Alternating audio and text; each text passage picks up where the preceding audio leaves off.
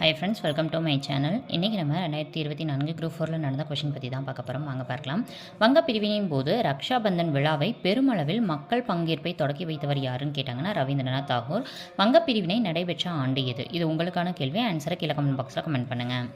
Next question, தான் பெற்ற வெற்றிகளை நினைவுகூரும் வகையில் தன் நாணயங்களில் தன்னுடைய பெயரை 2ஆம் அலெக்சாண்டர் என்று பொறித்து கொண்ட அரசர் யார் அப்படின்னு சொல்லி கேட்டிருக்காங்க. ஆன்சர் பாமன்சா.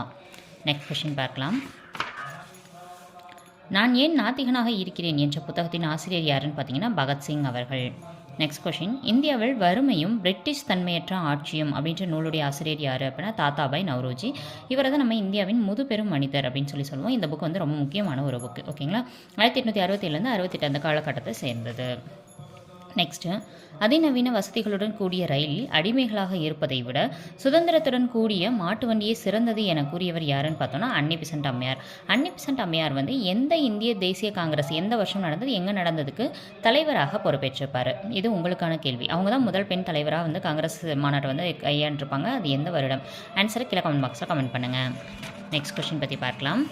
ஆஸ் த ஃபாலோயிங், பெருமுளை புறணின்றது எதை கட்டுப்படுத்தும்னு கேட்டாங்கன்னா உணர்வுகளை பெறும். ஓகேங்களா, மற்ற இடத்துல வந்து உணர்வுகளை பெறுறது தான் எதுன்னு பார்த்தோன்னா பெருமுளை புறணி. உணர்வுகள் அப்படின்றது எப்பயுமே பெருசாக தான் இருக்கும். அடுத்து ஹைப்போதலாமஸ், இது வந்து உடலுடைய வெப்பநிலையை வந்து என்ன பண்ணும் அப்படின்னா கட்டுப்படுத்தும். ஓகேங்களா, வெப்பநிலை எப்பயுமே ஹையாக போகாமல் பார்த்துக்கணும். அடுத்து சிறுமுளையை பொறுத்த வரைக்கும் அதுக்கான ஆன்சர்னு பார்த்தோன்னா உடல் சமநிலையை அதுதான் இது பண்ணும். ஸோ அப்போ சிறுமுளைன்னு வந்தாலே உடல் சமநிலை. எப்படி நம்ம ஞாபகம் வச்சுக்கணும்? நம்ம வந்து சமமாக உட்காரோம் அப்படின்னா அது வந்து சிறு நேரம் தான். அப்புறம் வந்து சின்ன சின்ன சண்டையெல்லாம் வந்துடும். ஓகேங்களா, அப்படின்னு ஞாபகம் வச்சுக்கோங்க. அடுத்தது வந்து பான்ஸ்ன்றது வந்து உறக்க விழிப்பு சுழற்சியில் பங்கேற்கக்கூடியதாக எதுன்னு பார்த்தோன்னா பான்ஸ் பவுடர் அடித்தாலே தூக்கத்துலேருந்து கூட எந்திரிச்சிருவாங்களாம் அப்படின்னு சொல்லி விளம்பரம் பண்ணியிருக்காங்கன்னு ஞாபகம் வச்சுக்கோங்க. ஓகேங்களா, ஈஸியாக இருக்கும் ஞாபகம் வச்சுக்கிறதுக்கு. சயின்ஸ் கொஸ்டின்ஸ்லாம் அட்டன் பண்ணோன்னா மோஸ்ட்லி நீங்கள் 10th சயின்ஸை தெளிவாக படிச்சுக்கோங்க. நெக்ஸ்ட் பார்க்கலாம். பின்வருவனவற்றை அவற்றின் சரியான பதிலுடன் பொருத்தவும்னு கொடுத்துருக்காங்க. ஃபர்ஸ்ட் பேஷ்வான்றவங்க பிரதம அமைச்சர். இந்த லெசன்லேருந்து ரிப்பீட்டடாக கொஷின்ஸ் வந்து வந்துட்டே இருக்குது. இப்போ ரீசெண்டாக 2025 நடந்த குரூப் 1 கூட திருப்பி இதே மராத்தியிலேருந்து இதே மாதிரி கொஷின்ஸ் வந்து மேட்சில் கேட்டிருந்தாங்க. ஸோ இந்த லெசன்ஸ் வந்து கொஞ்சம் மேட்சை பொறுத்த வரைக்கும் ரொம்ப இம்பார்ட்டன்ட். பார்க்கலாம். பேஷ்வா அப்படின்றவங்க பிரதம அமைச்சர். அடுத்த சுர்நாவஸ் அப்படின்றவங்க யாருன்னா செயலராக இருப்பாங்க. ஓகேங்களா, செயலராக இருக்கவங்க என்ன பண்ணணும்? நாக்கு சுத்தமாக இருக்கணும்.